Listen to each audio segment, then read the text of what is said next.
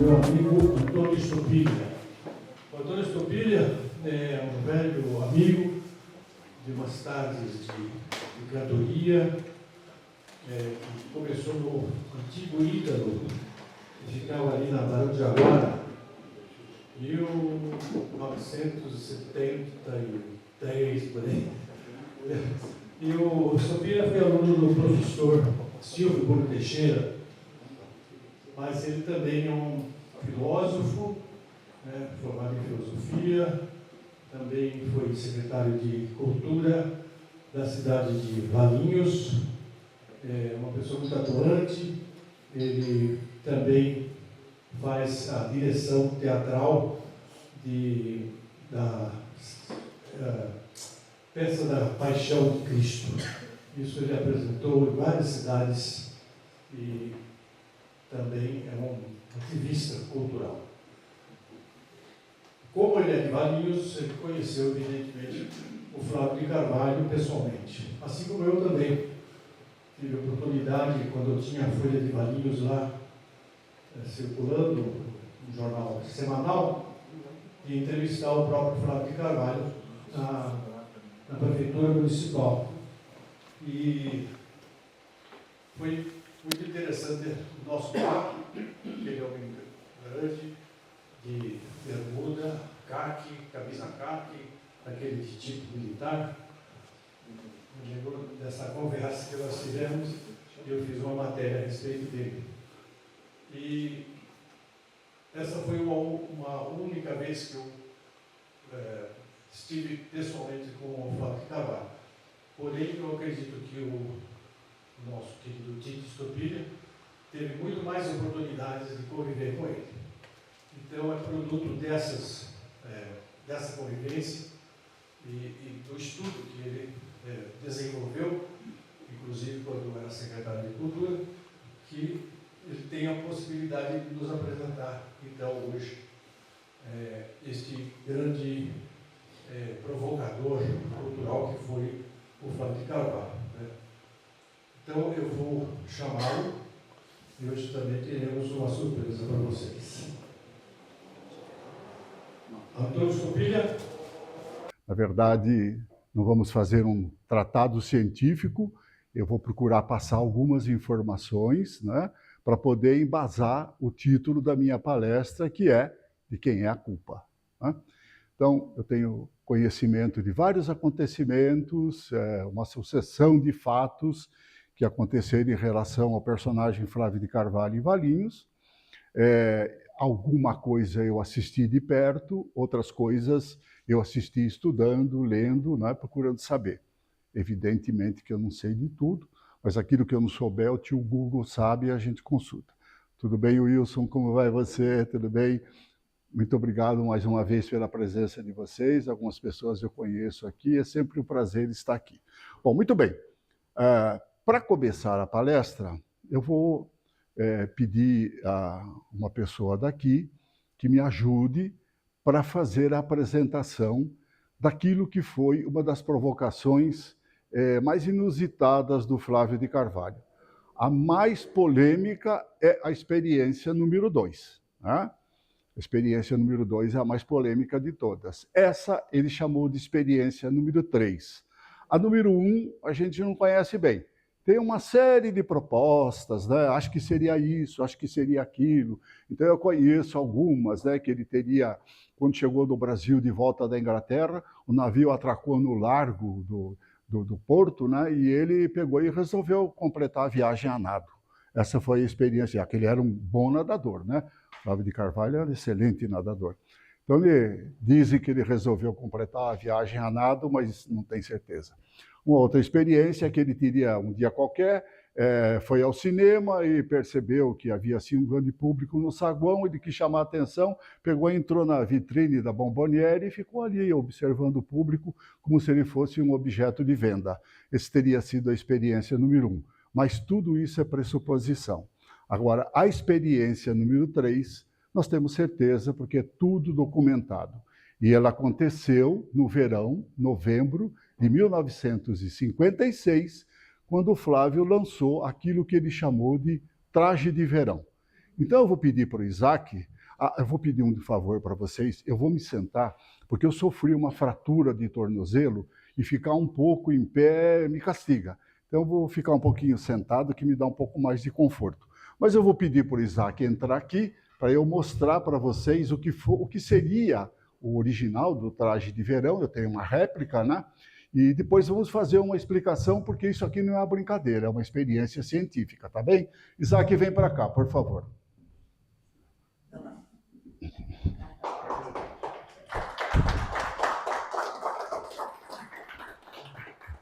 Muito bem. A colaboração do Isaac, muito obrigado. Ele se dispôs a vestir o traje, ele me disse, olha, por favor, me explica direitinho o que é isso, porque eu estou confiando em você, tá bom? Então, vamos lá. O que é que pretendia o Flávio com esse traje? Ele, chegando da Inglaterra, né, vivendo num clima frio, alternando com o verão, mas com um clima muito frio, ele encontra aqui em São Paulo, uma São Paulo que tinha os hábitos europeus, né? São Paulo, na época em que o Flávio chegou no Brasil de volta dos estudos da Inglaterra, logo depois da semana de 22, era uma cópia de Londres e uma cópia de Paris. Tudo que se fazia era uma imitação de Paris ou uma imitação de Londres. E ele então se depara com aqueles trajes, né, do paulistano vestido com aquele costume preto, né, de gravata, aquela gravata apertada no pescoço, camisa encebada, segundo ele dizia, né?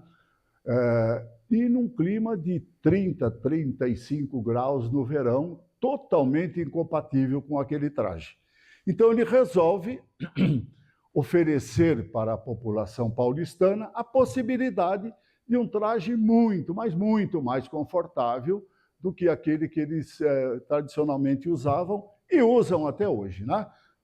Não é só São Paulo, aqui a gente vê advogados, doutores, às vezes na cidade aqui, naquele calor danado e aquele terninho apertado, etc. Muito bem. Então, começando pelos pés. Ele escolheu para os pés aquilo que lá no passado era conhecido como alpercatas, aquela sandália usada principalmente no Nordeste, né? E eu ando acompanhando o Cangaçolândia, é uma pessoa que escreve sobre o cangaço no Nordeste. Acompanho muito aquilo, que minha filha morou no Rio Grande do Norte. Eu tive a oportunidade de ver aquela história de perto, com histórias de perto. Enfim. Então, ele escolheu a alpercata. Esse seria o calçado conveniente para usar num clima tropical como o Brasil. E não um sapato apertado, que no fim acaba causando micose nos dedos, fica aquela meia fedida, aquela coisa que muita gente já sabe como é que é. Então, a alpercata seria o traje, o calçado mais eficiente. Depois a meia. Aqui nós temos uma meia artística, escolhemos uma meia roxa, né, que é para evidenciar um pouco mais, mas ele escolheu uma meia rastão. É uma meia rendada, que as mulheres conhecem, não sei se usa ainda hoje, mas usava-se muito aquela famosa meia rastão, principalmente lá pelos anos 70, né? Aquele traje feminino com a meia rastão e tal. Por que a meia arrastão para o homem? Na concepção dele, era para esconder as perfeições das pernas dos homens. Era para esconder a pelugem, né? E também as varizes, porque a partir de uma certa idade, né, a gente começa a adquirir varizes, aquelas coisas. Então o Flávio pretendia que a meia arrastão escolhesse essas imperfeições da perna. Subindo, nós vamos para a saia plissada. Essa saia plissada seria aquela saia confortável, tranquila, segundo ele, para ventilar muito bem as partes baixas, que sofre muito com calor, né? Na concepção dele, seria uma saia de linho. Como o linho custa caro, eu mandei fazer uma de algodão mesmo e faz o mesmo efeito. Mas seria assim, uma saia curta, plissada, com o intuito de dar conforto para as partes baixas do corpo. Aí nós vamos passar para a blusa. Em primeiro lugar, na concepção dele, tinha que ser alguma coisa colorida, para ser alegre. O Flávio era muito adepto de roupa alegre, cores. Os olhos sobre tela dele são extremamente coloridos. Quem já viu uma pintura do Flávio sabe como é que é, né? Uma pintura nervosa, cheia de cores, traçados fortes, né? Gostava muito de cores. Então, a blusa tinha que ter uma cor que se destacasse. Eu escolhi o vermelho, mas no caso dele, na época, não era bem dessa cor. Eu não fiquei sabendo porque a foto era branco e preto, então não daria para saber direitinho.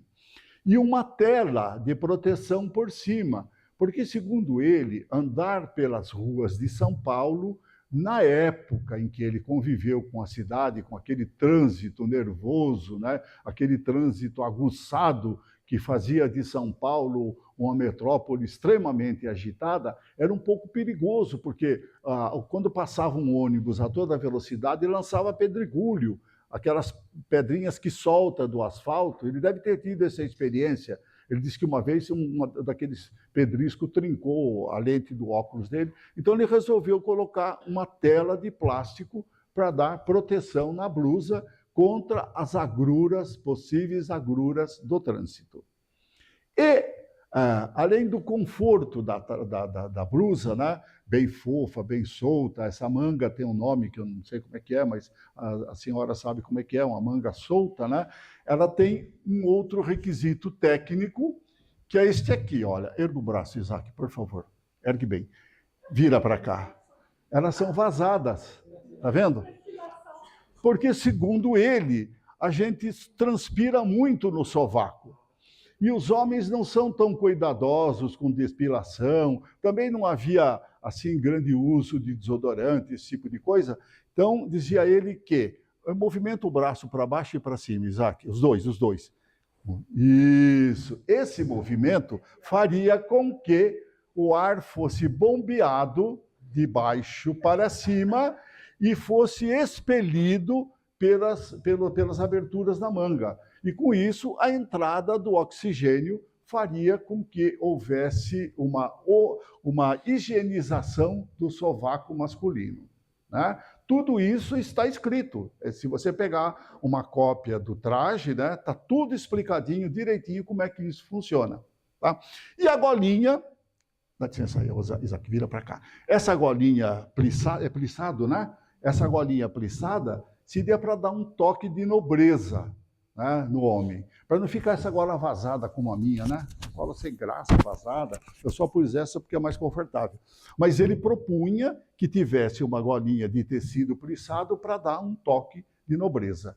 Falta o chapéu. É um chapéu de tecido bem mole, né? Um chapéu bem descontraído, que iria proteger daquele nosso sol de verão. Então, esta foi a experiência número 3, lançada em novembro de 1956. O Flávio desceu toda a rua Piratininga, desde lá de cima da biblioteca, foi até lá embaixo, né, desfilando com esse traje. E o pessoal gritava, Peru, Peru, Peru, que era a gozação da época. Isaac, muito obrigado, viu? Você se deu muito bem como o Flávio de Carvalho. Aliás, o Flávio tinha quase que essa altura, né? Ele tinha mais de 1,90 m de altura. Então, você imagina a imposição, né? Um cara forte, um bom nadador, vestido com um negócio desse. Quem é que ia brincar com ele? Imagina. Todo mundo foi seguindo com a maior alegria e felicidade. É isso, então. Isaac, muito obrigado, viu? O Alcides disse que eu tive muito contato. Na verdade, eu não tive contato pessoal com o Flávio. Tive contato, assim, à distância, porque eu sou valinhense, né? E o Flávio viveu toda a idade adulta dele em Valinhos, embora tendo escritório em São Paulo. Ele tinha escritório em São Paulo. O Flávio trabalhou na companhia de engenharia do arquiteto Ramos de Azevedo. Ele era calculista de estrutura um dos calculistas de estrutura da empresa Ramos de Azevedo, que construiu o Teatro Municipal, Mercadão e outras grandes obras de São Paulo. A especialidade do Flávio como engenheiro era cálculo de estrutura. Depois nós vamos ver o resultado disso na Casa Modernista, que é o objetivo da minha palestra, o principal objetivo da palestra, certo? Então, apenas para dar uma situada aí. Bom, a biografia do Flávio, essa história toda, eu contei numa outra palestra e o objetivo hoje aqui é exatamente despertar a atenção para esse monumento que é considerado o marco da arquitetura moderna no Brasil, que está situado em Valinhos e que, se não está se perdendo, está quase perdido. Ainda dá tempo de fazer alguma coisa, ainda dá tempo de fazer alguma coisa. Mas é preciso fazer com consciência, porque algumas coisas foram feitas e o resultado foi totalmente negativo, que é aquilo que nós vamos ver na sequência. Bom, eu vou procurar ser breve, né? não me alongar demais, que é para deixar um espaço no final da palestra para a gente poder conversar. E para vocês me perguntarem alguma coisa que eu deixei de dizer e que, eventualmente, eu saiba. Eu costumo dizer que eu ensino e falo sobre o que eu sei. O que eu não sei, eu pergunto para o tio Google. Uai, né? Hoje a gente tem um tio sabido aí. Bom, então vamos começar por aqui. Essa primeira figura é uma maquete da casa do Flávio. Eu não me lembro exatamente, mas eu acho que é na proporção de 1:50. Deve ser isso aí, a proporção dela. Essa maquete eu fiz com os alunos da Universidade Potiguar, lá no Rio Grande do Norte. A minha filha morou em Natal, num determinado período, lecionou em Natal, e eu conheci lá a Universidade Potiguar, e um dia qualquer, a professora de arquitetura me disse: você é de Valinhos, tal. Você já ouviu falar de Flávio de Carvalho? Por acaso eu já ouvi falar, né? Você conheceu o Flávio de Carvalho? De vista e de chapéu, como dizia o Machado de Assis, embora eu nunca tenha usado chapéu, né? Mas de vista conheci muito o Flávio e sei de muitas coisas que aconteceram a respeito da vida dele. Que bom, que bom. Você aceitaria fazer uma palestra aqui com a gente sobre o Flávio? Claro, se tiver interesse, né? Se alguém quiser saber das coisas que eu sei, farei isso com muito prazer. Muito bem. Então, me contrataram para eu fazer a abertura de todas as aulas das classes de arquitetura e urbanismo. E lá eu montei uma palestra, baseado nas informações que eu tenho, né, e que eu tinha na época também, e fizemos a palestra. Mas o entusiasmo foi tanto, porque, olha, quando os jovens descobrem a natureza belicosa do Flávio de Carvalho, porque o Flávio de Carvalho era um cara belicoso, sabe? Ele era um sujeito disposto a combate, né? E quando os jovens descobrem essa natureza deles, eles se entusiasmam. Eu tenho depoimentos, né, de crianças aí de 15, 16 anos, né? Eu quero saber mais, me informa mais, eu quero saber como é que era esse homem. Acabam descobrindo uma novidade muito grande. Então, lá aconteceu isso. E aí eles quiseram que nós organizássemos uma exposição sobre o Flávio de Carvalho. E, baseado nas figuras que eu tinha, tirando dos livros, né, imprimindo cartazes e tal, o traje que não tinha lá, mas nós pudemos confeccionar um lá também, que é muito interessante, uma pequena discussão sobre a experiência número 2, que é aquela célebre experiência que ele caminha contra a procissão e vai desafiar os religiosos, né, aqueles piedosos, tal. Vou mostrar para vocês que não é bem assim, em todo caso, deu no que deu. Mas um dia qualquer a gente fala sobre isso com mais detalhe. E aí tinha lá uma professora especializada em maquetes, no curso de arquitetura e urbanismo. Ela disse: olha, se você me conseguir a planta da casa do Flávio com os cortes, né, com os devidos cortes, eu posso recortar uma maquete. E aí montamos aqui uma maquete. E foi feito isso. Então, ela fez os cortes, né? Naturalmente, numa empresa que faz isso com laser, etc. E foi montada uma maquete lá na Universidade Potiguar e também foi organizada uma exposição, tá? De figuras, de réplicas, esse tipo de coisa. Muito bem. Como foi um sucesso, a maquete de lá ficou linda, os meninos conseguiram fazer até as palmeiras, né, porque aqui não são outro tipo de vegetação, né, que eu consegui. Mas eles fizeram com as palmeiras originais, fotografia, ficou lindo. E aí eu pedi que ela recortasse uma para mim também, mas numa proporção um pouco menor.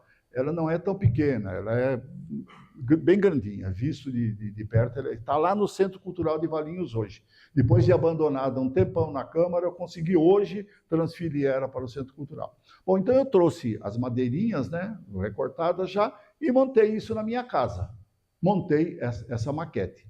E ela tem servido muito para essas palestras, para essas exposições, porque ela nos dá uma ideia, né, do que teria sido a grandiosidade dessa casa modernista do Flávio de Carvalho. Essa casa foi construída em 1938, na Fazenda Capuava, né, com a aprovação do pai, depois do pai ter criticado o Flávio muitas vezes, né? Você faz um monte de projetos, um monte de coisas, você nunca conseguiu construir nada, um dia qualquer você precisa construir alguma coisa, seus projetos são arrojados demais, ninguém quer saber dos seus projetos, tal. Ele falou, tá bom, guardou isso com ele, né? Pode deixar. Num dia de aniversário, só vou fazer um adendo aqui, tá? Num dia de aniversário do pai, com toda a sociedade paulistana reunida, né, todo mundo engravatado, o pai era rico, proeminente na sociedade paulistana, tal, produtor de café, etc. Na hora do bolo, o Flávio entrou com uma caixa grande, preta, uma caixa bem grande, preta, com laçarote roxo, e deu para o pai. Falei, este aqui é o meu presente de aniversário. O pai todo feliz, né? Coisa bacana, já tinha aberto os outros presentes, tudo. Não, pessoal, vem cá, tem mais um. O Flávio trouxe o presente aqui, colocou a caixa em cima da mesa e abriu. Dentro da caixa tinha uma pequena escultura, não tão pequena, mais ou menos dessa altura, que ele chamou de O Último Abraço. O Último Abraço era uma escultura para o túmulo da família no cemitério do Araçá. Ele falou, essa você vai construir. Você vai morrer, né? Essa aqui você vai construir. Esse era o Flávio de Carvalho ousado, né? E depois aquilo teve um outro nome. Eu depois vou descobrir, mas essa escultura acabou ganhando um outro nome. Mas a verdade, o primeiro nome que ele deu era esse, O Último Abraço. Seria um ornamento para o túmulo da família. Olha a ousadia do homem, né? Se não pôde construir outros projetos, esse eu construo. Mas daí veio a ideia da construção da casa modernista na Fazenda Capuava, né? E aí começou a construção. Essa construção, eu ouvi depoimentos de pessoas que trabalharam com pedreiro, que ajudaram a fundir essa laje, porque o grande mérito dessa obra são os alpendres, os dois alpendres. O alpendre tem 22 metros de comprimento por 11 de largura. É uma estrutura de concreto considerável e sustentada somente por 2 colunas. Se vocês observarem bem do ladinho esquerdo, aquele ponto vermelhinho ali, o outro está escondido aqui pela vegetação. Aquele ponto vermelhinho é uma das colunas, só 2 colunas, uma para cá e outra para o outro lado. E o que sustenta esse pergolado é exatamente o valor do balanceamento, o exato momento do balanceamento da parte livre da frente que sustenta essa parte de trás, que é bem maior. Se houver, segundo os pedreiros da época, se houver um pequeno problema apenas com aquelas primeiras lajes da frente, o centro aqui desaba, por causa da precisão de balanceamento. O que ele quis demonstrar com isso era a grande capacidade que ele tinha de cálculo de estrutura. O resto da casa, apesar da figura, né, a figura parece uma aeronave, parece uma ave, tem quem diz que, como ele tinha um viés de antropologia, ele estudava muito formação de tribos, de civilizações antigas, tal, e ele se encantou com uma figura que era produzida que era adorada por uma tribo do sul dos Estados Unidos. Eu vou lembrar depois o nome dessa tribo de índios, e que teria como figura de adoração um objeto qualquer com essa configuração de nave ou de ave, ou de, como se chama, uma nave espacial, como outras pessoas dizem. Na verdade, não há nenhuma confirmação disso. O que ele quis fazer é que todos os cômodos tivessem acesso para os jardins. A paixão dele era os jardins, né?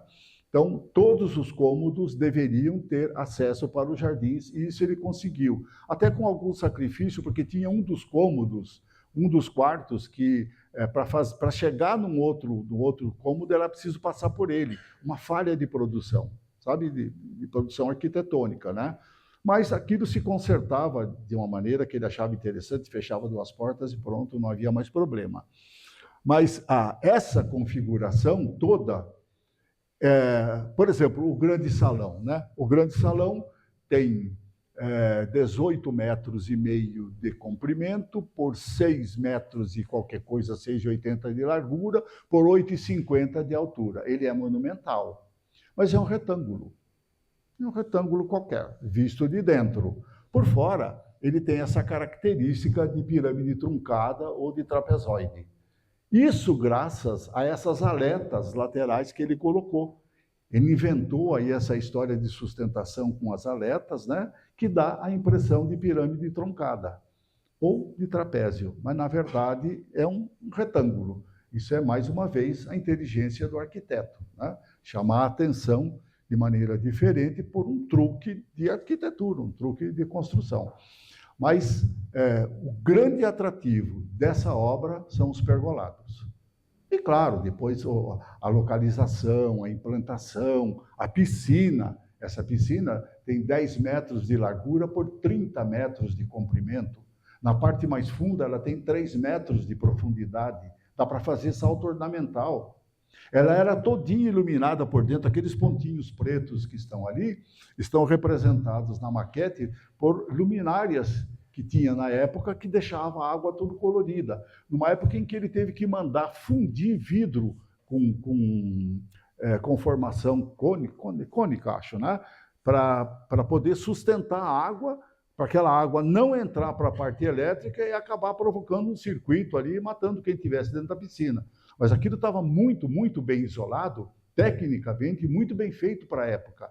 E a piscina realmente tinha a capacidade de ser iluminada à noite e ficar muito bonita. Hoje, com tecnologia, se faz isso com uma facilidade muito grande. Mas para a época, 1938, isso era uma coisa assim, né, monumental. Então, a piscina também compõe essa figura que é a casa modernista do Flávio de Carvalho. Agora, a partir de umas fotos que eu fiz ainda ontem, né? Eu tenho outras fotos, mas eu fiz questão de ir lá na fazenda ontem e fazer uma série fotográfica. Então, eu vou começar a mostrar para vocês, através dessa série fotográfica, a situação em que ela se encontra. E depois disso, eu vou citar algumas coisas para embasar o título dessa minha palestra de Quem é a Culpa. Tá bem? Então, vamos ver algumas figuras, né? Vamos passar para algumas figuras. Olha, essa figura primeira aí é a casa de bombas da piscina. Isso é monumental, gente. Se vocês tiverem oportunidade de ver a mecânica que tem aí dentro para tratar a água, é coisa impressionante, né? Então, aí, logo na entrada da casa, bem antes de chegar na entrada, no pórtico de entrada da casa, está a casa de piscina. Está totalmente abandonado, em ruínas, não tem como recuperar, perdeu-se todo esse maquinário, infelizmente, não tem, esse aqui não tem recuperação, na minha opinião, tá? Então, vamos passar. Casa de máquinas. Vamos para a próxima figura, por favor. Aí uma parte do jardim, né? Da parte de lazer de frente da casa, ele bolou toda essa mobília, digamos, né? esses bancos, essas mesas para receber visitas, para fazer piquenique, para fazer parte daquelas festas, porque as festas não aconteciam só dentro de casa, não. A festa acontecia dentro de casa, na piscina, fora da piscina, no entorno, nos cômodos, acontecia tudo, entende? Era assim que funcionava. Então, esse é dos móveis feito de pedra bruta, né? À esquerda dá para ver o banco, um dos bancos quase que em ruínas, no fundo tem também um recosto, aqui à direita tem um recosto e um pedaço de banco também em ruína, mas isso era um móvel disposto para receber visitantes. Para a próxima, por favor. Aí nós temos uma vista do pergolado da direita, né, de frente para casa, o pergolado da direita, e no fundo, aqueles cômodos do fundo, o da esquerda, logo debaixo do pergolado, da esquerda, aquela portinha, a primeira portinha amarela ali dá acesso à cozinha. A cozinha era um negócio assim totalmente diferente, né? Ele resolveu revestir a parede, toda a parede da cozinha e todos os móveis da cozinha de alumínio, que ele era apaixonado por alumínio. Nessa época estava surgindo as célebres persianas, que era um elemento até então desconhecido, né? Para fazer sombra, para sombrear as salas de trabalho, os prédios, aquela coisa toda. E o Flávio era apaixonado por alumínio. E ele resolveu revestir as paredes da cozinha e os móveis. Só que ele fez isso rusticamente, né? Ele não tinha luxo nenhum, não. Comprou alumínio, foi cortando com a tesoura e com os preguinhos pregava na gaveta, pregava na parede e revestiu. Você vai lá hoje e fala, pô, mas como é que pode um engenheiro fazer um serviço porco desse? Não é bem isso. Ele queria ser descontraído e tranquilo, né? E fez. Só que isso hoje também está bem perdido, porque os pregos que foram usados não eram prego de aço inoxidável, não era de alumínio, que não pode ser prego de alumínio. Grande parte daquilo caiu, está bem deteriorado. Essa segunda parte aqui dá acesso a uma das áreas íntimas da família, porque tem uma série de dormitórios para a esquerda e uma série de dormitórios para a direita, que não se comunicam a não ser por aquele cômodo que fica quase no fundo, que você consegue passar de um dormitório para o outro. Essa sala aqui da direita, não, desculpe, essa mesmo. Esta sala da direita é onde ele mantinha uma sala de trabalho, às vezes ele usava como dormitório, às vezes passava do horário da noite trabalhando, dormia ali mesmo, tudo. E foi nesse lugar que ele teve um aneurisma.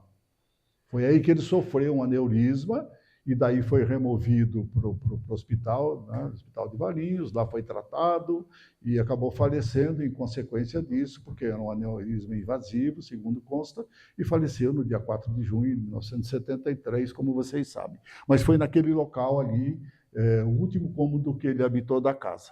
Então aqui dá para ver a grandiosidade do pergolado, né? Lembrando que nesse pergolado, toda a parte de cima é composta de jardineiras, e ali tinha planta. Toda aquela parte tinha planta florida, né? E a parte de baixo era sustentada com... eu conheço como canga, mas não é isso. É o balancim. Sabe aquele balancim da carroça, quando tem dois animais? Se alguém já viu isso, né? Quando tem um animal só, o animal é atrelado em dois varões. Quando tem mais de um animal, ele é atrelado a um balancim que dá equilíbrio no caminhar. Aquele balancim, ele comprou vários daqueles e pendurou tudo na parte de baixo. E em cada um daqueles balancins tinha 2 orquídeas. E com um único registro que tem lá naquele canto, bem no pé do alpendre, abrindo aquele registro, ele conseguia irrigar tudo. A água explodia assim num chuveiro bonito, né? E regava toda a parte de cima do pergolado e toda a parte de baixo também, dos dois lados. Tá? O centro dele é protegido com lajotas sobre o concreto, né? E até hoje não se nota vazamento. Veja, a vedação foi muito bem feita, né? Não se nota vazamento, mas tinha essa beleza toda. E a parte das aletas ali lateral, dá para a gente ver muito bem, né, como que elas dão a impressão de pirâmide, e na verdade não é uma pirâmide, é um retângulo. Se vocês observarem, no pé, bem no pé do salão, um esbranquiçado ali, tá vendo? Um esbranquiçadinho ali, que vai até a altura do pergolado, parece que passou um cal ali. O que aconteceu ali foi o seguinte: quando ele começou a construção do salão principal, já com o baldrame fundido, os engenheiros, se tiver algum engenheiro aqui vai saber disso, né? Já com o baldrame fundido, ele resolveu aumentar um pouco o tamanho desse salão. E aí completou o concreto do baldrame e ergueu a construção para dar um tamanho maior nesse salão. O que acontece é que baldrame não se emenda. Todo mundo sabe disso, né? Baldrame ou funde de uma vez só, ou ele dá emenda, mas não fica perfeito. Então ali ficou uma abertura muito grande que passava uma mão, sabe? Com o movimento da terra, tal, aquilo passava uma mão, embora tivesse uma fundação muito boa, porque senão não suportaria esse peso, né? Muito bem, aquilo foi corrigido, foi fechado com o tempo, mas eu cheguei a ver aquilo aberto, causando um prejuízo para a construção em decorrência do aumento que ele fez, né? Uma outra coisa que ele fez também, nós vamos ver depois, é que quando estava quase concluída a obra, ele resolveu construir mais 2 cômodos para o fundo, que seria aquilo que ele chamou de sala ancestral. E esses 2 cômodos foram construídos de maneira totalmente diferente do restante da obra, que tinha uma solidez maior, usando um reboco mais forte, né? Usando um material para assentamento mais forte, e a cobertura foi feita com madeira de eucalipto, que era o que ele dispunha na época. Em pouco tempo, logo depois que ele morreu, aquilo desabou tudo. Tá? Nós vamos ver depois. Bom, vamos passar para a próxima figura. Aí é apenas uma reprodução, uma foto mais próxima daquilo que eu expliquei, né? A casa onde ele teria tido os últimos momentos de vida. É apenas uma foto diferente, só que eu procurei fazer uma foto debaixo do pergolado para que a gente tenha uma ideia da monumentalidade disso. Isso não é brincadeira. Eu conversei com um pedreiro, ele disse, olha, a sustentação desse pergolado foi feita com o que a gente tinha na época, pontaletes de eucalipto e tábuas de pinho de 30 centímetros, que era o que a gente tinha para fazer a caixaria. Então, nós conseguimos colocar todos os pontaletes que a caixaria exigia. Só que quando colocamos o concreto, a força foi tanto que o pontalete segurou a ação não sei como é a ação de cima para baixo, tem um nome isso, né? Mas houve um movimento lateral no pergolado, tal a força que o concreto fez. Então, em cima do pergolado, lá tem uma escadinha no fundo, que tem acesso, você pode subir e observar o pergolado todo em cima. Você vai ver que ele tem um pequeno serpenteamento, bem de leve, mas dá para notar. Por causa da força do concreto, os pontaletes resistiram, mas a parte lateral não aguentou tanto. Então, houve um pequeno movimento que não prejudicou em nada, mas tem uma pequena deformação dado ao grande peso desse pergolado. Imagina o cálculo dessa estrutura, né? Olha lá, aquele pilar vermelho, é o único que sustenta isso tudo. Para um vão livre desse tamanho. Vamos para a próxima figura, por favor. Uma vista do pergolado de baixo, e dá para ver que a pintura original ainda persiste.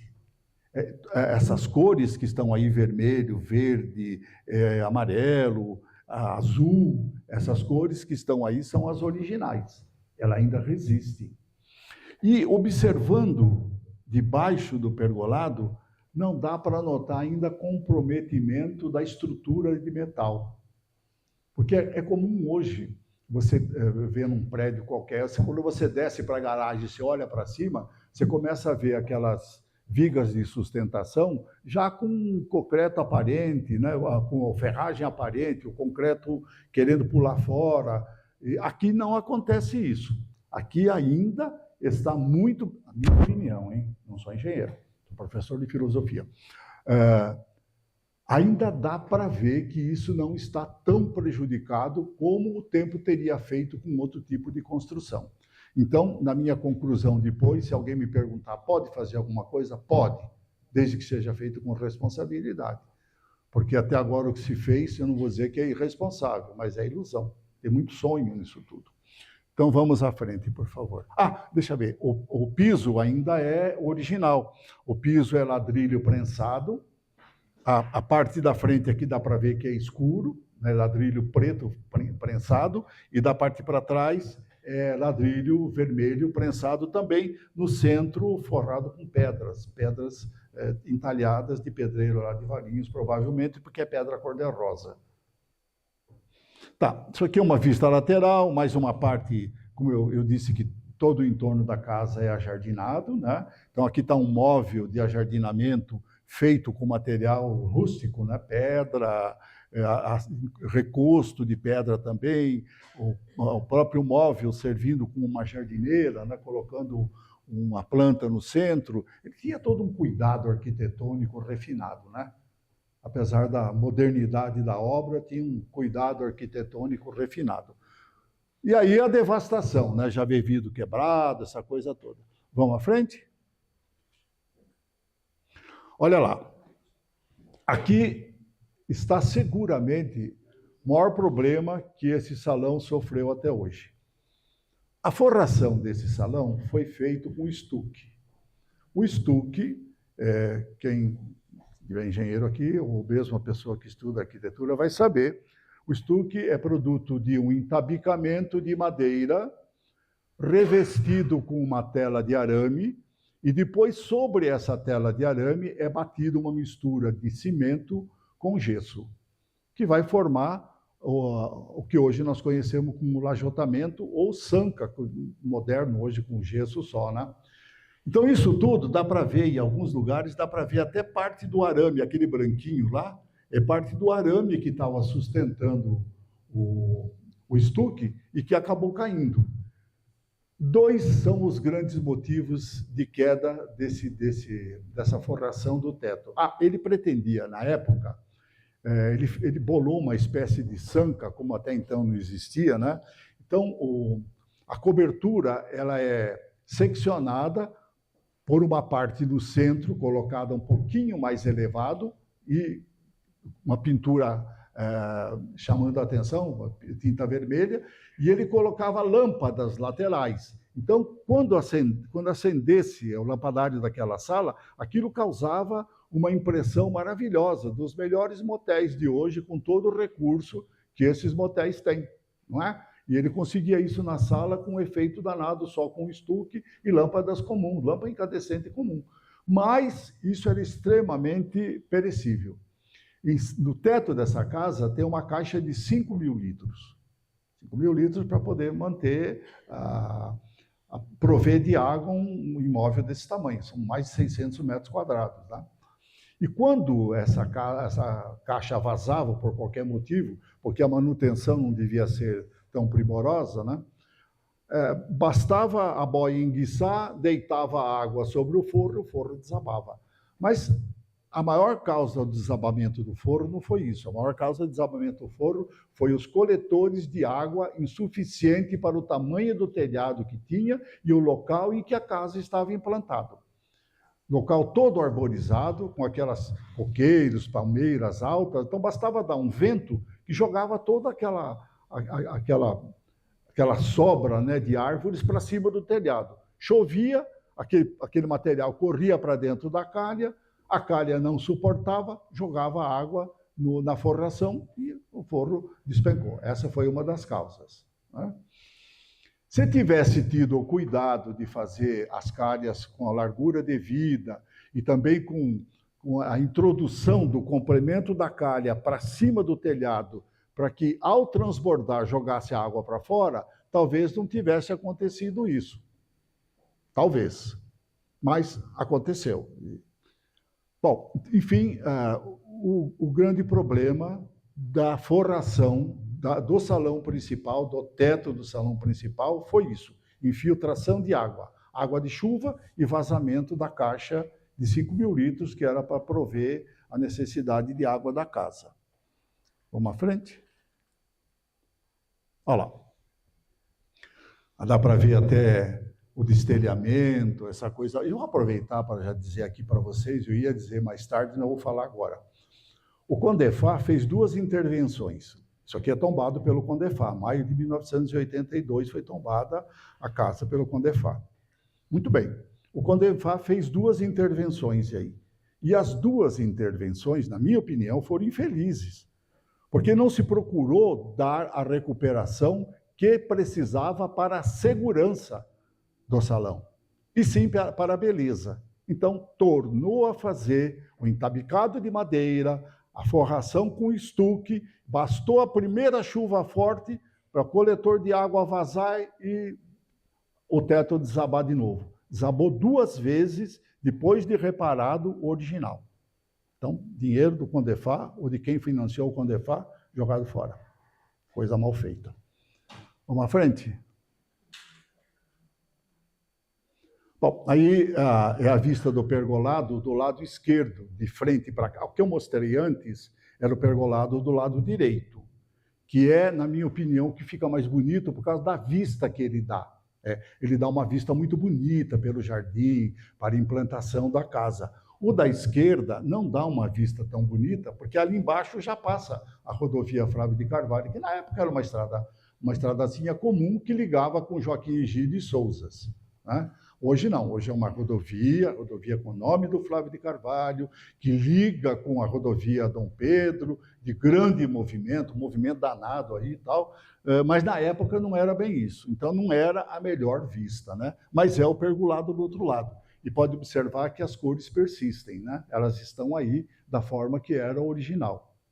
Prova de que foi bem feito mesmo com as condições da época. Vamos à frente. Aí aquela rachadura, que eu fiz uma foto só para mostrar, mas ela foi corrigida, né? A gente já viu lá. Pode passar mais uma, por favor? Aí a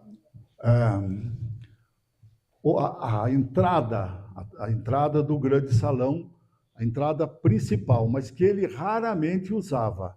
Ele usava as entradas laterais para poder valorizar os pergolados. Então, convidados, pessoas ilustres, eram recebidos pelos pergolados, porque o pergolado é que era impressionante e eram introduzidos no grande salão e na casa pelo pergolado. Mas essa entrada de frente, ela não tinha essa conformação. Essa conformação foi colocada pelo Condefá depois. E, heroicamente, ela resistiu. Conseguiram não quebrar o vidro, aí, etc. Mas o que era interessante são essas pernas de tecido, porque ao abrir essa porta, segundo ele, as pernas de tecido balançando e se jogando contra o vento, colorida, né? Dava uma impressão celestial, segundo ele, né? Eu estou vivendo num céu, num paraíso. Olha essas pernas coloridas de tecido, tal, balançando. É coisa bem de Flávio, né? Isso aqui essas que estão aí são réplicas, mas as originais iam até o alto do teto, tá? Então, a porta de entrada. Vamos mais uma, por favor. Outra vista do pergolado, e aqui, nesse canto aqui, no primeiro vitral todo quebrado aqui, estava a biblioteca particular do Flávio. Todos os livros que ele leu e que ele lia ou que ele colecionava estavam colocados aí. Quando eu cheguei na Secretaria da Cultura pela primeira vez em Valinhos, em 1983, tinha acontecido, em 1982, a Bienal, acho que tinha um nome especial essa Bienal, em São Paulo, mas tinha sido dado à obra do Flávio de Carvalho, a maior sala da Bienal tinha sido dedicada a ele. Então havia uma grande exposição nessa Bienal com obras do Flávio de Carvalho. Com isso, havia uma notoriedade muito grande. Então eu chego numa cidade como Valinhos, na época com 55, 60 mil habitantes, uma cidade interiorana, né, que não tinha assim grandes envolvimentos com arte, com cultura, o Flávio era uma lâmpadazinha boiando naquela lamparina, né, cheia de água por baixo, e ele boiando ali, como representante de arte e de cultura. Mas a cobrança muito grande a cobrança em cima do secretário de Cultura foi muito grande, principalmente da intelectualidade. A intelectualidade campineira, paulistana, Unicamp, USP, cobrando, assim, veemente, o secretário de Cultura precisa fazer alguma coisa, tem que fazer alguma coisa. Ora, isso é propriedade particular, é da família, ainda hoje é da família, era da família. Então vamos ver o que é que eu posso fazer. Eu vou procurar ver o que eu posso fazer. Muito bem. A primeira coisa, aproximar da família. A herdeira era a dona Lúcia Criciúma de Carvalho, segunda prima do Flávio. Ele não tinha herdeiros, né? Então, a segunda prima dele, Lúcia Criciúma de Carvalho, é que era herdeira. E a filha dela, que eu vou me lembrar o nome dela, já bem jovenzinha na época, jogava tênis com a gente no clube, etc. Heloísa Criciúma de Carvalho. Era menina ainda, e ela jogava tênis com a gente. Falei, Heloísa, um dia qualquer preciso conhecer. Ah, mas olha aqui, fique à vontade, venha conhecer a casa, eu abro a casa para você, fica à vontade, tranquilo. Muito bem, eu arrumei um cinegrafista, colaborador, e lá fui eu conhecer a casa da forma como ela se oferecia naquele momento. Tá? Então fomos entrando, falando, vendo, acontecendo e filmando. Existe esse filme, eu vou descobrir onde ele está, mas existe. A partir daí, eu resolvi que tínhamos que fazer alguma coisa, e era preciso que se fizesse, embora a notoriedade do Flávio em Valinhos era bastante ignorada. O que ele tinha era uma outra fama. Ele tinha fama de promíscuo, né? Ele tinha fama de ousado, ele tinha fama de homem brabo, que ele nunca foi brabo. Eu ouvi a voz do Flávio gravada uma vez, eu falei, meu Deus, não é possível uma voz mansa, um timbre bonito, compassado, né? uma vertente vocal bonita, não pode ser um homem violento, não tem jeito disso. Mas era o conceito que se fazia, né? Por causa da ousadia dele. Por exemplo, um dia qualquer, ele vai ao cartório, isso lá nos anos 40, né? Vai ao cartório da cidade para tratar de um documento, uma coisa qualquer, um dia de calor, ele pegou a calça, passou a tesoura na calça e foi com a calça cortada. Não se usava bermuda nessa época, não tinha isso. Ele corta as pernas da calça e foi ao cartório. A escrevente convidou ele a sair do cartório. E eu conhecia a escrevente, era uma moça linda, muito bonita, tal. Eu vou querer esse homem aqui de calça curta, o que é isso? Botou ele fora do cartório. Claro que ele voltou depois, né? E fez todo o trabalho dele. Mas olha a cabeça das pessoas. Era uma coisa chocante, né? Aliás, o Flávio tinha uma expressão extremamente interessante, que eu me lembrei dela agora. Ele dizia o seguinte, o ignorante diante da obra de arte é como a vaca que contempla a natureza. Né? Tá tudo explicado. Muito bem. Bom, então, na sequência dessas coisas, eu faço amizade com a família e eu começo a trabalhar. Porque, até então, essa casa estava entregue à total miséria, coberta de mato, animais dormindo dentro, infestado de animais peçonhentos na redondeza, a piscina coberta de entulho e água podre, era um mau cheiro danado. Entende? Imagina aquilo lá, chove, fica, cai galho, cai árvore, cai folha, animais mortos, enfim. Aquilo era um pandemônio. Aí eu consegui, acionando o pessoal da saúde, né, que fosse fazer uma vistoria no local e ver o perigo que aquilo corria. E a prefeitura, a partir desse laudo da nossa Secretaria da Saúde, autorizou que se fizesse uma limpeza no local. Tiramos 40 caminhões de entulho, 40 caminhões de entulho, incluindo o esvaziamento da piscina, tirando aquela podridão toda. Bom, aí a obra apareceu o esqueleto da obra. Aquilo ficou bonito, né? Passou até a ser visitado, mas não era aquilo que as pessoas pretendiam. As pessoas que tinham conhecimento, os universitários, intelectuais, artistas, que tinham conhecimento do valor dessa obra, cobravam veementemente. Tem que fazer alguma coisa, precisa fazer alguma coisa. Tudo bem, eu vou fazer. Conheci aqui a senhora Conceição de Arruda Toledo, uma poetisa, né, que frequentou muito aqui, mãe do J. Toledo. E um dia ela leu acho que uma crônica muito bonita. Eu não sabia quem era. Eu achei aquela crônica tão bonita, aqui mesmo, nesse local. Eu fui conversar com o Alcides e falei, é a Conceição, vou te apresentar. Ele me apresentou a Conceição. A Conceição me disse, olha, eu fui amiga do Flávio, o Flávio depositou na minha casa toda a hemeroteca dele, eu estou com a hemeroteca do Flávio guardada na minha casa. E o meu filho é estudioso da obra do Flávio, está lá na Unicamp trabalhando numa obra que ele vai escrever sobre uma biografia que ele vai escrever sobre o Flávio de Carvalho, que era o J. Toledo, e escreveu O Comedor de Emoções. Eu também acompanhei. Muito bem, a partir do conhecimento de Dona Conceição, nós bolamos semanas de Flávio de Carvalho. E começamos a fazer em Valinhos, inicialmente, anualmente. Todo ano tinha uma semana de Flávio de Carvalho. Eu tinha uma escola de artes, né? Que quando eu cheguei, isso já existia quando eu cheguei, uma escola de artes. Mas tinha, na época, 300 e poucos alunos. Aí eu tive a ideia de fundar uma casa de cultura, que eu fiquei conhecendo como é que era a Casa de Cultura de Araras, porque eu cantava num coral de música renascentista aqui em Valinhos. Fomos fazer uma apresentação em Araras, e lá eu fiquei sabendo de uma casa de cultura que tinha sido constituída no lugar que tinha sido o fórum e a cadeia. Família Zuntini de Araras, que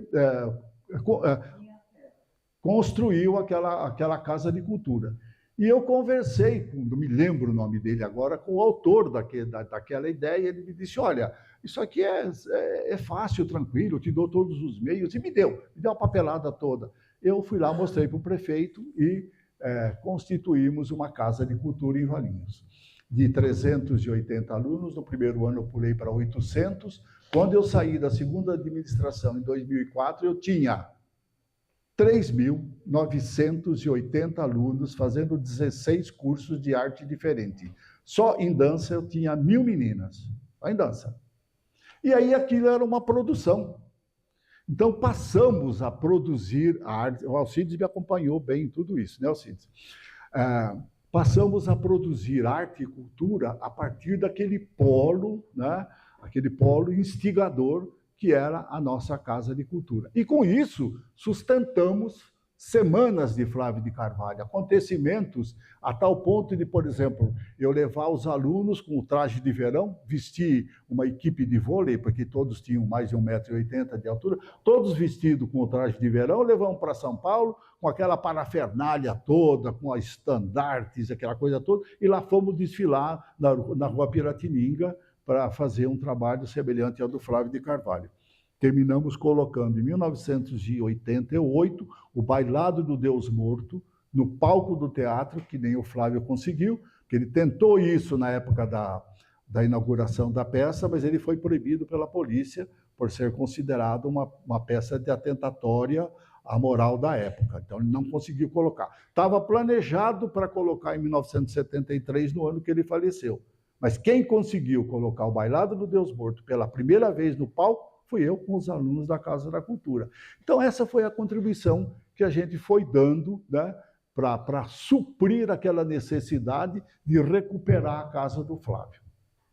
Agora, vamos ver por que isso não foi recuperado até agora. Vou mandar um pouquinho mais, que tem mais uma figura que pode ser interessante. Gente, se tornar maçante, pode falar que eu dou um arranco nisso, sabe? A gente dá uma corrida aí, viu? Tá? Ó, então tem aqui uma outra figura do interior, porque no grande salão havia um mezanino e, vez por outra, o Flávio convidava algumas pessoas que pudessem fazer música e ele colocava lá em cima, no alto do mezanino, para abrilhantar as festas desse salão, né? Não sei se vocês sabem, no salão tinha uma mesa de cristal para 30 comensais, de um tampo só de cristal, de 5 centímetros de espessura. E quando iluminava aquilo por baixo, parecia um brilhante daquele tamanho dentro da sala, né? Imagina a monumentalidade da sala de festas dele. Bom, aqui no alto, ele colocava, vez por outra, o pessoal fazendo música. Isso aqui também está semi-condenado. Vamos à frente? Os cacos de telha no chão, né? O telhado já acabou. Não tem mais condição de manter esse telhado. Aqui, mais uma vez, os móveis. Pode passar mais adiante. Aí, mais uma vista de móvel. Mais à frente, por favor. Outra vista lateral. Eu fui fazendo fotos. Pode ir passando, que isso aí a gente já mostrou. Por favor. Mais uma vista do pergolado. Mais à frente. Bom, em resumo, veja que ainda tem os vazadores de jardineira lá, tá vendo? Aquilo lá é original. O matinho que cresce lá em cima é por causa do restante de terra que sobrou dentro daquela jardineira. Imagina quanto tempo isso está aí e ainda persiste, né? Está querendo aparecer de alguma forma. Eu acho que nós podemos encerrar por aqui a mostra desse desastre, vamos dizer, que é o que está sobrando aí da casa modernista, né? E a partir de então, eu vou fazer o relato de algumas coisas que aconteceram no tempo em que deveria se ter feito alguma coisa, porém não foi feito, tá? Pode deixar essa figura aí, e agora a gente vai, então, conversar um pouco. Então, vamos começar do momento em que faleceu o Flávio, né? No momento em que faleceu o Flávio, eu não vou citar o nome do prefeito, porque eu posso pegar um processo, eu não tenho dinheiro para pagar advogado. Eu sou professor de filosofia e eu descobri muito cedo que um professor ia morrer de fome devagar, então eu peguei e arrumei uma outra profissão, fui ser administrador de empresa, mas até hoje não tenho dinheiro para pagar advogado, não. Então eu não vou citar o nome dele, mas a data eu cito. Quando faleceu o Flávio, houve uma disputa muito grande com a questão do sepultamento do Flávio. Os intelectuais de São Paulo, que estiveram presentes no velório, queriam que o corpo dele fosse levado para São Paulo e sepultado no túmulo da família, que está lá no cemitério do Araçá. Mas o prefeito da época achou que ele poderia ganhar um grande trunfo se ele conseguisse sepultar o Flávio em Valinhos e fazer com que o Flávio fosse não só valinhense de residência, mas valinhense de residência permanente, ficar ali sepultado no túmulo. Houve uma briga muito grande entre essas pessoas, o diretor jurídico desse prefeito, eu prefeito, que prometeu o seguinte: se o corpo do Flávio for sepultado no cemitério São João Batista, eu prometo recuperar a casa modernista e construir um mausoléu no túmulo dele no cemitério São João Batista. Prometo. E prometeu. Só prometeu. Nunca aconteceu. Entende? O Toledo chegou a desenhar, não sei o primeiro nome dele, J. Toledo, é assim que eu conheço. Como é? Filho da Conceição. Ele chegou a desenhar, ele fez um projeto para o túmulo do Flávio em Valinhos. Isso nunca foi construído. Conversa de político. Também não foi feito absolutamente nada, porque isso aconteceu em 1973, eu chego 10 anos depois e não tinha acontecido absolutamente nada com a casa. Então, esse foi o primeiro episódio que a gente teve, que deveria ter acontecido alguma coisa, só que não aconteceu, tá? Muito bem. Aí vem um outro prefeito. Um outro prefeito assume em 1989. O mandato que eu fui secretário, o primeiro mandato foi de 1983 a 1988, porque era um mandato esticado, era um mandato de 6 anos. Então, fui secretário na primeira gestão por 6 anos. Quando terminou o governo do meu prefeito, assumiu um outro prefeito, que resolveu solucionar o problema financeiro da família. Ele fez uma reunião com a família e disse: olha, eu vou resolver o problema financeiro de vocês. Porque o seu Alderano, que era marido da dona Lúcia, herdeira da propriedade, me disse uma vez: olha, eu tenho um Fusquinha lá, nós temos essa propriedade enorme aqui com 90 hectares e eu não tenho dinheiro para pôr gasolina no meu carro para ir na cidade. Não tenho dinheiro. Tenho essa propriedade enorme, mas dinheiro não tenho nenhum. Então, esse prefeito falou: eu vou resolver o seu problema.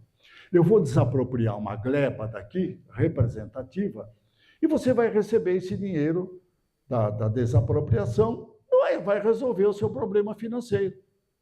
Posso fazer isso? Pode, claro, pode fazer.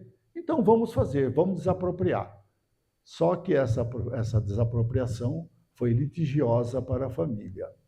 Foi assim: o prefeito foi lá, depositou 500 da época na conta da família, R$500 na conta da família, e invadiu. E construiu lá 903 casas populares, que é chamado de Jardim São Marcos.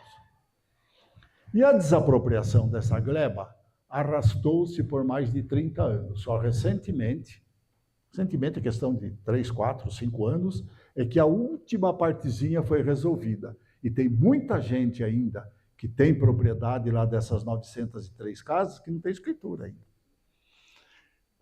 Essa vila de casas populares foi entregue sem estrutura de viação normal, sem rua, sem arruamento, só passou o trator para marcar as ruas, sem pavimentação, sem coleta de águas pluviais, sem instalação de água e sem instalação de esgoto, e a maioria das casas entregues incompletas.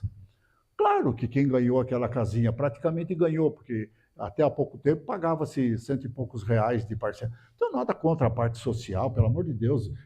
Essas 903 famílias foram beneficiadas, estão lá, tem teto para cobrir a cabeça, fizeram muito bem, está ótimo, tudo direitinho. Só que o que aconteceu? Isso foi pago com o dinheiro da municipalidade.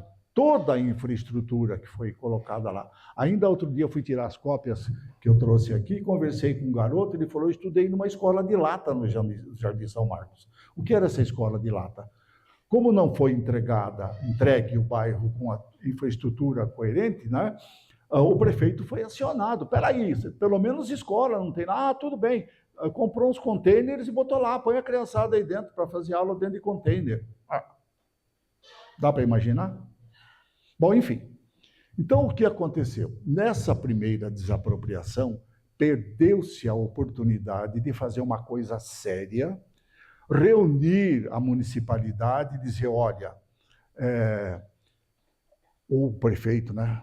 Dizer: olha, eu vou fazer uma desapropriação, mas um percentual dessa desapropriação você vai aplicar na recuperação da casa modernista, que é um ínfimo do que você vai receber em relação ao valor da terra desapropriada.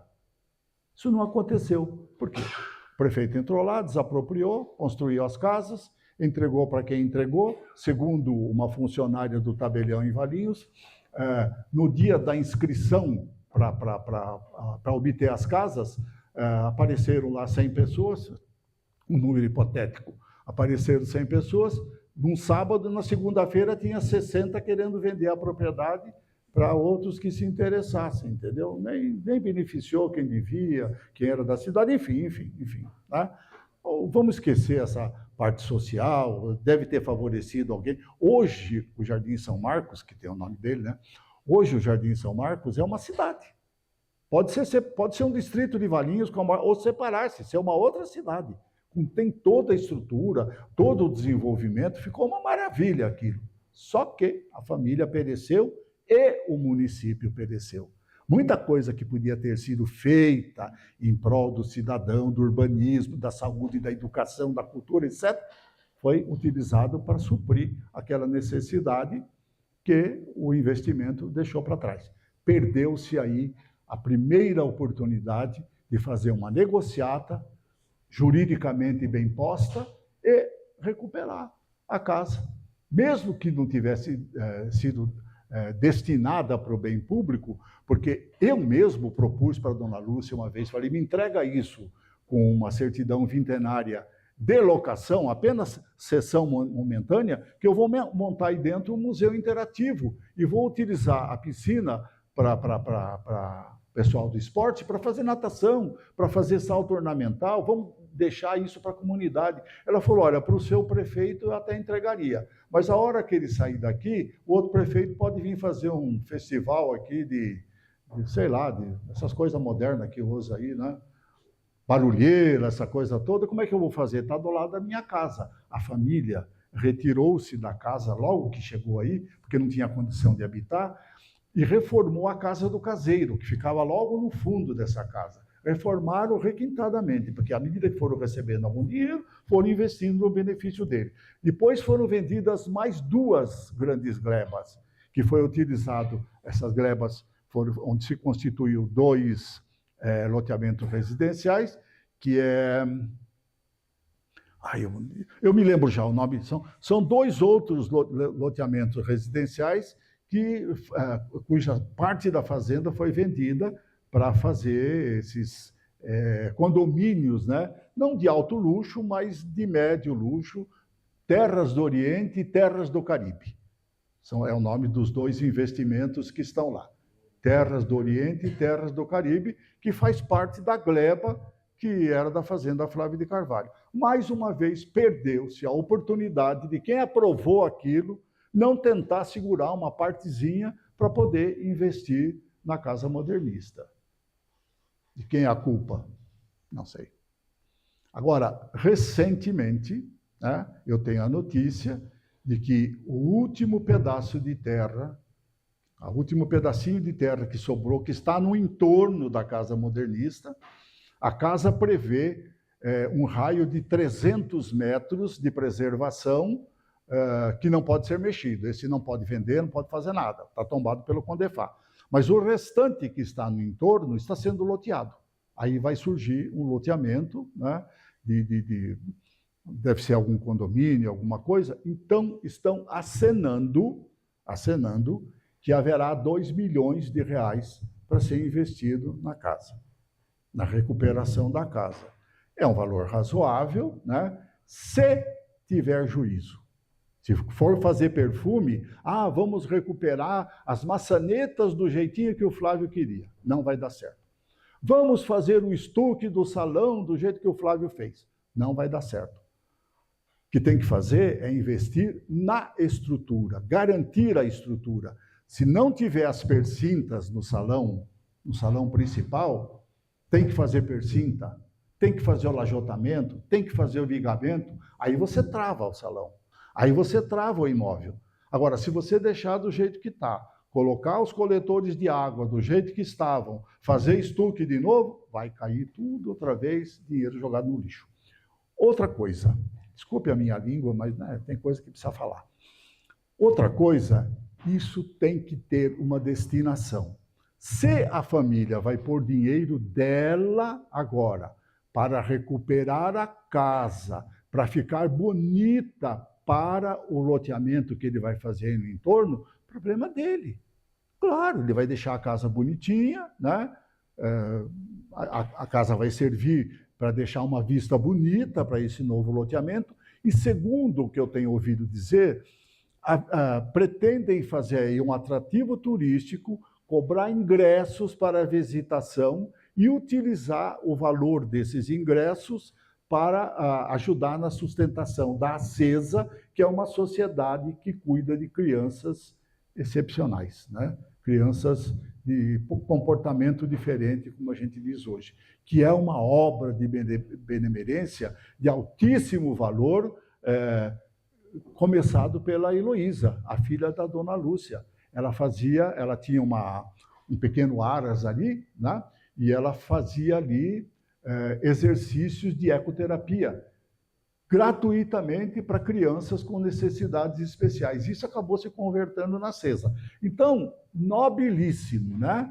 Uma destinação nobilíssima, se isso for acontecer. Agora, particularmente, a acessibilidade daí é muito difícil. Você hoje chega na fazenda entrando pela Associação do Senhor Jesus, que é lá... tem um nome de... Como é que é? TV Século XXI. TV Século XXI. Hoje tem um acesso pela TV Século XXI, que eles melhoraram o o acesso para poder chegar no novo loteamento, né? Mas a acessibilidade ela é muito difícil, então teria que mudar alguma coisa, e com essa história da nova ferrovia, que vai de São Paulo para Campinas, vai ter que mexer, ou de Campinas para São Paulo, vamos deixar mais importante, né, daqui para lá. Tá. Se isso for acontecer, vai ter que mexer na parte artística do caminho da ferrovia. Então, aquela passagem sob a ferrovia, para você chegar na fazenda, que tem apenas 3 metros de altura, vai ter que ser modificada. Ali não entra um caminhão. Então vai ter que ser modificado aquilo. Quem sabe até lá, a acessibilidade melhora. E aí, mesmo sendo ainda de propriedade particular, ainda vai ser útil, porque a cidade vai poder visitar. Mas eu não vejo, nesse momento, uma solução plausível para recuperação desse imóvel, se ele não for entregue para a utilidade pública. E aí sim o poder público poder investir nisso. Mas aí é uma outra conversa. É da família. A propriedade é da família. A família é quem decide o que quer fazer. Até agora não houve nenhum aceno, olha, eu vou dar isso de presente para a comunidade, para Valinhos. Se eu fosse prefeito, não sei se eu aceitaria. O custo disso é altíssimo, né? Para você recuperar um negócio desse é altíssimo. Nós temos lá o exemplo da Fonte Sônia, né? Que é o outro elefante branco. Muito bonito, maravilhoso tudo, né? Mas quem quer um presente daquele? Né? Quem quer ganhar uma espada enferrujada? Eu não, gostaria de ganhar uma espada brilhante, né? Bom, pessoal, eu não sei se até que ponto, né, foi interessante essa minha exposição, né? Isso é o que eu conheço, a forma como eu conheço. Pode ser que tenha uma outra solução aí que eu desconheço, mas até o momento que eu sei é isso. Uma venda seccionada de parte da fazenda poderia ter feito alguma coisa, mas não foi feito. Aquela promessa daquele prefeito poderia ter sido realizada. Não sei se ele teria poder para isso, mas não aconteceu, tá?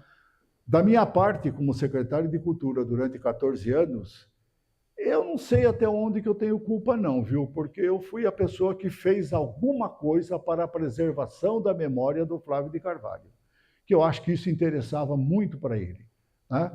A preservação da memória. Eu não sei se ele se interessava muito por esses bens não, viu? Eu estou escrevendo uma outra palestra, um dia qualquer eu faço, e o título é o seguinte, do pó para o pó. Talvez ele não quisesse isso em pé.